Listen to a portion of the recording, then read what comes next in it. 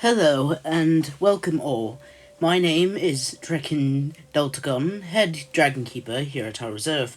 I've been asked by many of you to cover dragons that are native to the kingdom of Pixar, and to that I will happily oblige. The first of these dragons is known as the Orbital Light Flyer. The name, though, as you will soon see, is a bit of a misnomer. This is a large western dragon. It's about 60 feet long. In ancient times, people worshipped these dragons as deities, believing they came from the stars. Though more recent studies have proven this to be untrue. And also, despite its name, it cannot actually fly. Simply gliding from tall cliffs, more falling with style than anything else. All this may make the dragon sound underwhelming, but there is one feature that makes it somewhat useful. It has a beam of light that can come from its mouth, and while, unlike most dragons, this doesn't do any actual damage, it can blind opponents, allowing them to be easily weakened to the point of, being eaten alive.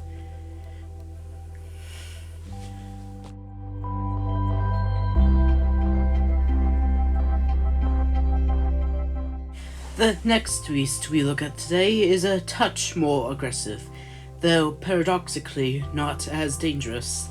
The Dwarfin is a large blue leviathan, which some say resembles a blue tang. This creature has been known to sink multiple ships and attack anyone who passes near its waters. You may be asking yourself then why I said it was less dangerous than our previous monster.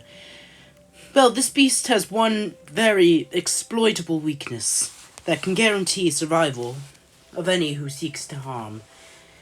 This creature has a surprisingly short memory.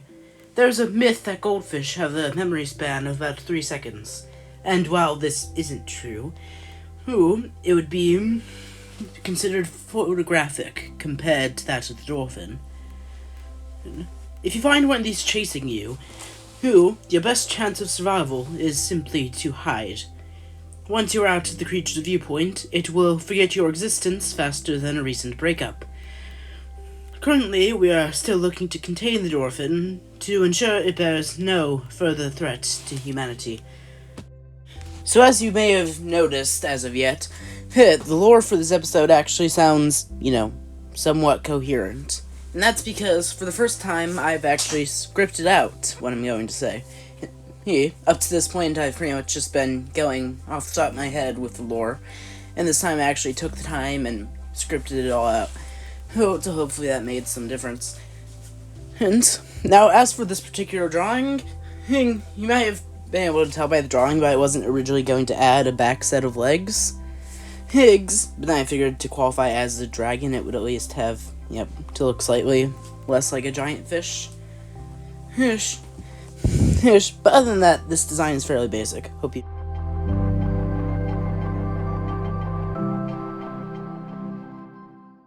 Unlike the previous two entries, not only is this dragon not dangerous, but also near extinct. The Wasteful Loadlifter is a bipedal drake, standing about 8 feet tall. This creature can eat just about anything it gets its claws on. Though, strangely, its mouth lies in its stomach rather than on its face.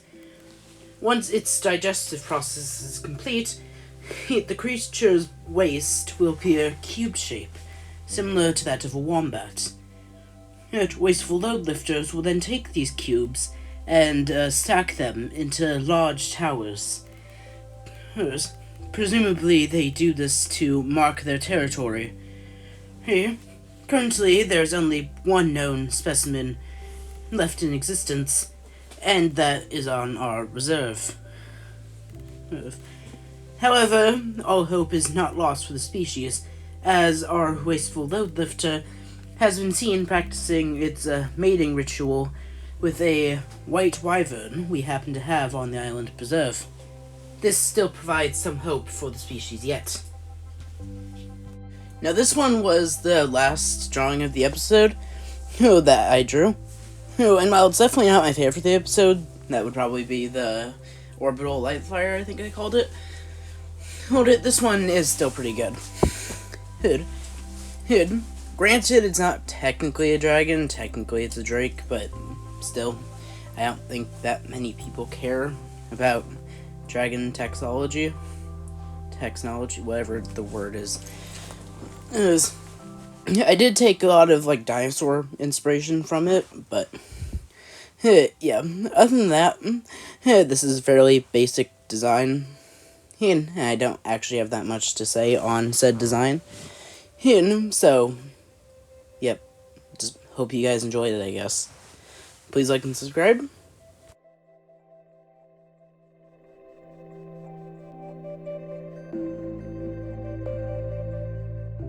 Similar to our last entry, this is another dragon that is all but extinct. The imaginary dragon, named as such due to a previous belief that this dragon was a myth, has a complicated anatomy, to say the least. Its body appears to be made of an amorphous material with a high sugar content. However, shape-wise, it's mostly draconic, with the head of an elephant, the tail of a cat, bird-like legs, and a dolphin-like call. Well, I think you are starting to understand why people considered it to be a myth until recently. Here, this dragon is fairly non-violent and is often seen playing with children. In fact, one of our dragon keepers, a woman named Riley Anders, once traveled as a child with a specimen of this species constantly by its side. She was also the one to bring this specimen here to our reserve, and... Wait, what? Oh, that's unfortunate. Sorry folks, but, I was just informed that the last of the imaginary dragons that we had on our reserve has just fallen off a cliff and died.